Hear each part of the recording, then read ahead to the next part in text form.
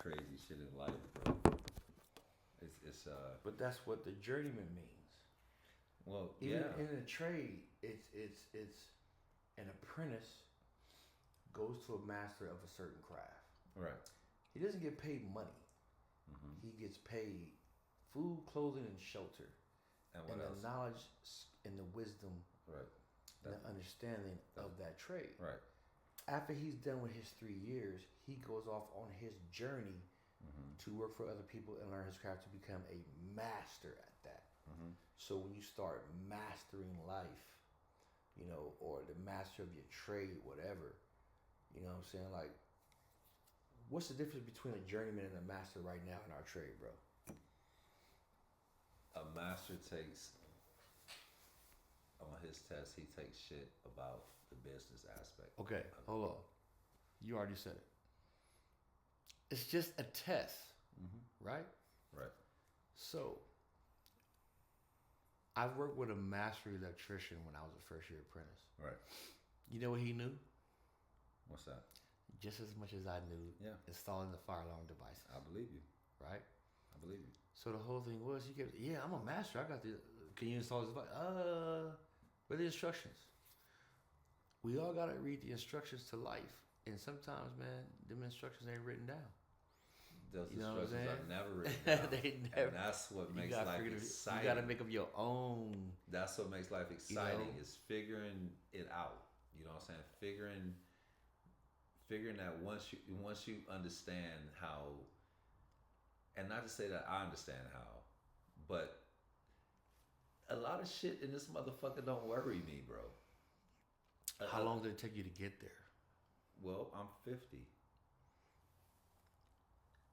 So I've been through my. Are you finna be stresses. 51? Yeah, I'll be 51. Okay, so you're a year older than me. Yeah. Year and a couple months. Yeah. So it's like I told you before, you're not a bro. year older than me. What I told you before, bro. It's you can stress out over about whatever the fuck you want to stress out about, because life gives you that option. If you want to stress over bills, if you want to stress over money, whatever the fuck you want to stress out about, because Gary goddamn T that it's a rich motherfucker stressing over something right the fuck over now. Being not rich, not rich enough, losing money, or is some other things in play in his life that he's stressing over. You see what I'm saying? So a lot of people think like, if I had more money, it would bring this, it would bring that. No, bro. You find your happiness. You understand that yeah, as much as you could focus on all the bad shit that's happening in life, why don't you focus on the good shit and niggas that'll kill their mama to be in your position? You feel what I'm saying? Yeah, everything ain't gonna be the way we want it to be. And I believe that once, even if we did accomplish that, we would still miss the journey. Right. When I got out of the Navy, I moved back. I came back out here. I lived with my mom's, right? I had a job. I was working at Checker Auto Parts, which is now O'Reilly, right? Down there by the UNLV. You know, we don't get along. So she was like, yo, you got 30 days.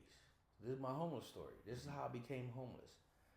When I say I became homeless by choice, I said, I'll give you 30 minutes. Yeah. I packed my shit, my nigga. I packed my shit. I said, I'm gonna live in I had an 89 Toyota Camry, dog.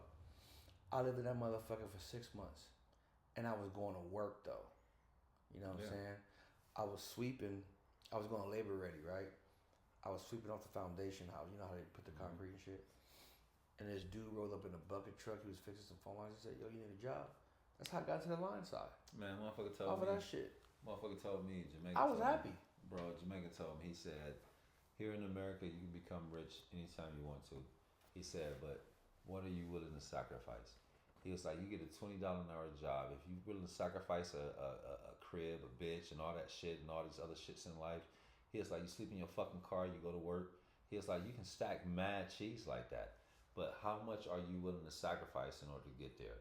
A lot of us, once we get the money, we sit up and we get the house, we get the cars, we get all this shit or whatever. You get what America deems to be make you happy. Or the things in life that you will consider making your life easier. Right. You know what I'm saying? And that differs from person to person.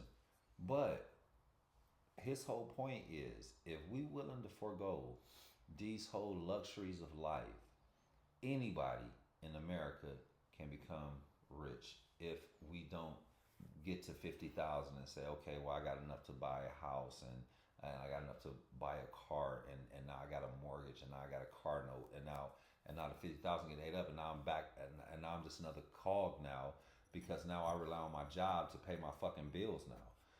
His point is that how much are you willing to sacrifice? Are you willing to sacrifice 10 years working this job, sleeping in your car? Because you can get there. Hey, I did it for a year and a half almost. You can get there. You know what I'm saying? Like, living in my car, working for $5.15 an hour. So I got that job making $12 an hour. And then it was just like, shit, now I want to get an apartment. Now I got this. Now I got bills. Like, I wasn't mad or sad when I lived in my car for that time period, dog. Bro, you know, but people work so hard to go broke. But it's like, because I've been there before, and the whole thing about it is that when you at that point, society put that pressure on you, and you trying to think of what direction am I going in because this isn't where I want to stay. You going in their direction instead of yours. I turn off the light. Oh, Do it. turn off. Or just Discussions with the homies. Peace.